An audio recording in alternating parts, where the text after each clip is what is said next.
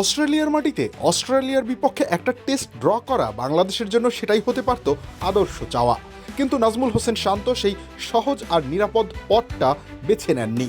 অধিনায়ক হিসেবে তার প্রথম বড় সিদ্ধান্তটাই হলো জিততে চাওয়ার সাহস দেখানো। অস্ট্রেলিয়ার মাটিতে জিততে হলে কি করতে হবে সেটাও শান্ত খুব পরিষ্কারভাবেই বুঝেছিলেন। অস্ট্রেলিয়ার 20 উইকেট নিতে হবে, আর 20 উইকেট নিতে হলে দরকার অন্তত 5 জন কার্যকর বোলার। তাই একাদশ সাজানোর সময় একজন বোলারকে বিসর্জন দিয়ে ব্যাটিং শক্তি বাড়ানোর পথে যাননি তিনি।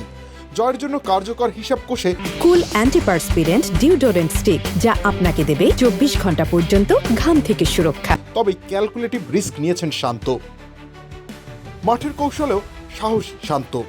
অস্ট্রেলিয়ার ব্যাটাররা যখন কাভারের উপর দিয়ে একের পর এক ড্রাইভ করতে শুরু করলেন, সীমানা খুঁজে নিতে থাকলেন, তখনও শান্ত কাভার বন্ধ করে দেননি, ডিফেন্সিভ অ্যাপ্রোচ নেননি। অতিরিক্ত একজন ফিল্ডার এনে ওই জায়গাটা আটকে রাখেননি। বোলারদেরকেও বলেননি লাইন বদলে স্ট্যাম্পের দিকে বল করতে কিংবা লেন্থ ছোট করে ফেলতে, বরং নিজের পরিকল্পনায় থেকেছেন। বোলারকে তার লেন্থ ধরে রাখতে দিয়েছেন। বিদেশের মাটিতে, বিশেষ করে অস্ট্রেলিয়া কিংবা ইংলিশ কন্ডিশনে গিয়ে এটাই তো অনেক উপমহাদেশীয় দলই প্রথম ড্যামেজ কন্ট্রোলের পথ খোঁজে। শান্ত সেটা করেননি, বরং বিশ্বাস রেখেছেন তার বোলারদের উপর। বিশ্বাস রেখেছেন যে 4-6 খাওয়ার পরেও তারা নিজেদের পরিকল্পনা থেকে সরে যাবেন না। বিশ্বাস রেখেছেন একটা সময় একই লেন্থ থেকে ভুল বের করে আনা যাবে, আর শেষ পর্যন্ত সেই বিশ্বাসের ফলও এসেছে। এই জায়গাটাতেই শান্তর অধিনায়কত্বের একটা আলাদা ছবি তৈরি হয়েছে। তিনি শুধু রান আটকানোর অধিনায়ক হতে চাননি, উইকেট নেওয়ার অধিনায়ক হতে চেয়েছেন।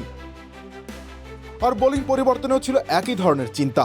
একজন পেসারকে এক প্রান্ত থেকে দীর্ঘ সময় বল করিয়ে যাওয়ার বদলে শান্ত বারবার বোলিংয়ে পরিবর্তন এনেছেন। হাসান মাহমুদ, তাসকিন আহমেদ, এবাদত হোসেন তিনজনই বোলিং পরিবর্তনের পরপরই ব্রেক থ্রু এনে দিয়েছেন। 39তম ওভারে আক্রমণে এসে উইকেট পান তাসকিন, 45তম ওভারে এসে একইভাবে উইকেট নেন হাসান। আক্রমণে আসার পর তৃতীয় ওভারেই অ্যালেক্স ক্যারিকে বোল্ড করেন এবাদত। এখানেই শান্ত তার পরিকল্পনায় সফল। এক বোলারকে দিয়ে টানা চাপ তৈরি করে তারপর উইকেটের অপেক্ষায় থাকার বদলে শান্ত অন্য প্রান্ত থেকে নতুন অস্ত্র এনেছেন। অজি কন্ডিশন এমনিতেই কঠিন, আর সেখানে জীবনের প্রথম টেস্ট খেলতে নেমে শান্ত অন্য এক গল্প লিখলেন। আর যাই হোক, তিনি ভয় পেয়ে নেতৃত্ব দিচ্ছেন না, তিনি এমন এক মানসিকতা দেখাচ্ছেন যার আত্মবিশ্বাসে শরীরী ভাষা বদলে গেছে গোটা বাংলাদেশ দলের। রবিউল ইসলাম রনি, খেলা ৭১।